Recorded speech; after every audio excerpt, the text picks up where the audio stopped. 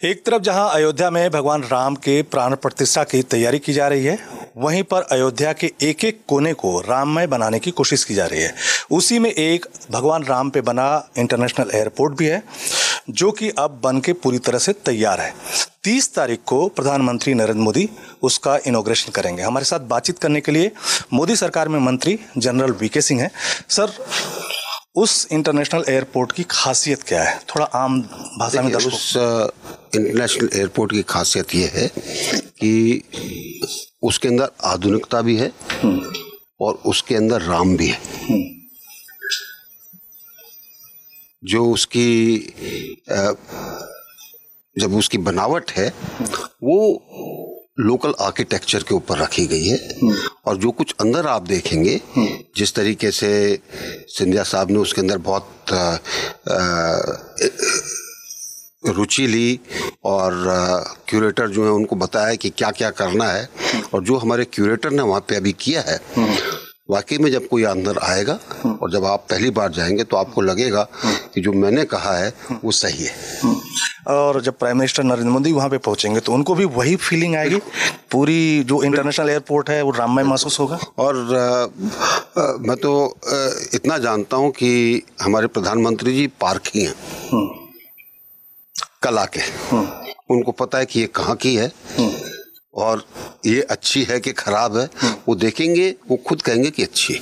अच्छा, लेकिन एक और चीज़ बताए कि इस इंटरनेशनल एयरपोर्ट की कैपेसिटी क्या होगी, क्योंकि अभी ये अनुमान नहीं है कि आखिर एयरपोर्ट के जरिए कितने लोग टूर करेंगे। क्या भविष्य में अगर ये संख्या बढ़ती है भक्तों की, तो क्या इस एयरपोर्ट को बड़ा भी किया जा सकता है या इससे अलग बनाया जा सकता है? इस समय दोनों तरह के विकल्पों पे हमारी योजना है। ये निर्भर करेगा कि कितने यात्री आते हैं, कितना ट्रैफिक बढ़ता है, आगे इसका क्या प्रोजेक्शन है, उसको देखते हुए इस चीज़ का भी सोच है कि इसको बढ़ाया जा सकता है और इस चीज़ की भी सोच है कि नया टर्मिनल भी बनाया जा सकता है। दोनों सोच हैं हमारे पास। थोड़ा सा हम प्रोजेक्शंस देख लें, थोड़ा सा हम ट्रैफिक देख लें और उसके अनुरूप नई बिल्डिंग बनेगी या उसी बिल्डिंग को बड़ा बनाया जाएगा, ये दोनों विकल्पों में से एक विकल्प चूज करके हम आगे बढ़ेंगे। अच्छा, 30 तारीख को तो इनॉग्रल फ्लाइट वहाँ पे जाएंगे। कब से रेगुलर उड़ान शुरू हो जाएगी? आम लोगों से शुरू है उड़ान उसी दिन से? बिल्कुल, जब इनॉग्रल चलेगी तो हवाई अड्डा तैयार है बिल्कुल।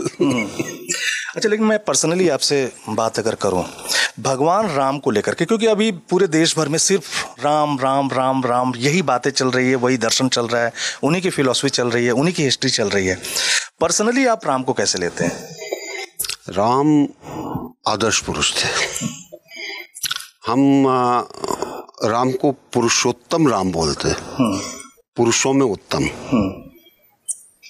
हिंदुओत्तम नहीं बोलते, हिंदुओं में उत्तम नहीं बोलते, हम पुरुषोत्तम बोलते हैं, सब पुरुषों में उत्तम। उनके अंदर जो गुण थे हम उनकी बात करते हैं और उन गुणों को लेकर जब आप चलते हैं तो आप सदाचारी होते हैं, आप विजयी होते हैं, आप निर्भीक होते हैं, आप साहसी होते हैं, आप पराक्रमी होते हैं और आप सद्भावी होते हैं। आपका जब हम राम राज्य की जब कल्पना करते हैं तो उस राज्य की कल्पना करते हैं जहाँ सद्भाव भी हो, उन्नति भी हो, प्रगति भी हो, सबकी देखभाल भी हो, इसलिए राम की बात की जाती है।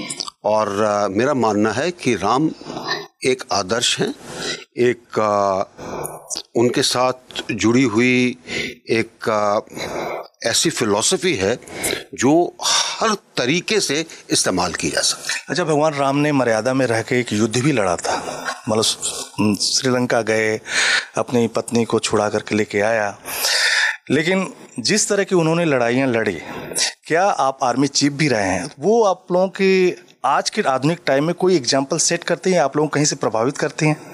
देखिए, लड़ाइयाँ अलग अलग तरीके से होती हैं और अपनी इतिहास को जानना ज़रूरी होता है, क्योंकि मेरा मानना है कि जो अपने इतिहास को और खास तौर पर सैन्य इतिहास को नहीं जानता वो कहीं ना कहीं आगे जाकर ठोकर खाता है।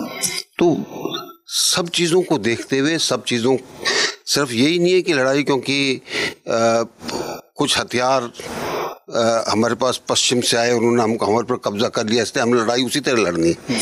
आपके पास दुनिया भर के इतिहास के अंदर उदाहरण है जिनको अपनाया जा सकता है, ढाला जा सकता है और आज के आधुनिक सिस्टम के अंदर भी उनकी उपयोगिता है। अच्छा, राम मंदिर जो बन रहा है उसका भी एक लंबा संघर्ष रहा है। उस संघर्ष को आज के टाइम में जब 22 तारीख को प्राण प्रतिष्ठा होने जा रही है, आप कैसे याद कर रहे हैं?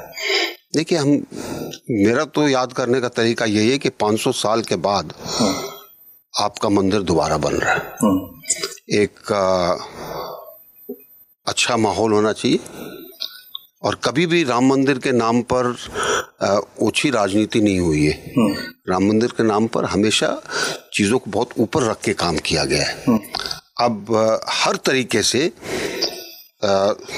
एक सर्वमान्य फैसला आया। कुछ लोग अभी भी नहीं मानते, वो उनका कुछ नहीं किया जा सकता।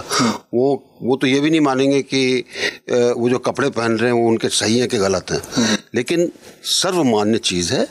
और ये जो 500 साल का जो एक इतिहास रहा है, अब वहाँ पर एक भव्य मंदिर उसी तरीके से बन के आ रहा है।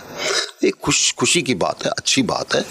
और ये देश का एक के जोड़ने का प्रतीक बने, देश को आगे ले जाने का प्रतीक बने, देश को विजयी बनाने का प्रतीक बने। अंतिम सवाल, राम मंदिर जब बन के पूरी तरह से तैयार हो जाएगा और लगभग चीज़ें वैसे ही राममय बनाने की कोशिश की जा रही है कि जब भी कोई अयोध्या में जाए तो सीधे कैसा राम राज्य था करीब करीब उसको देखे और उसको समझने की कोशिश करे।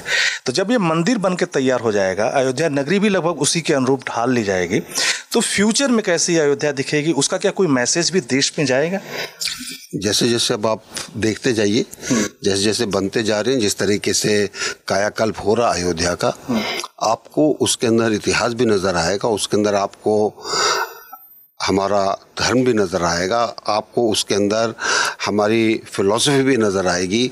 आप सब कुछ आपको वो दिखाई देगा जो आप देखना चाहते हैं और आधुनिकता भी आपको नज़र आएगी। शुक्रिया आपको। तो आपने सुना जनरल वीके सिंह को, जिनकी तरफ से कहा जा रहा है कि अयोध्या का जो इंटरनेशनल एयरपोर्ट है बनके पूरी तरह से तैयार है, आधुनिकता के साथ धार्मिकता भी उसमें नज़र आएगी और ख़ास करके भगवान राम से रिलेटेड जो आर्किटेक्ट है वो भी नज़र आएगा। 30 तारीख को इसका इनॉग्रेशन है और साथ ही साथ वीके सिंह की तरफ से ये भी कहा गया कि जैसे जैसे भक्तों की संख्या बढ़ेगी उसके हिसाब से इस एयरपोर्ट को बढ़ाया भी जा सकता है।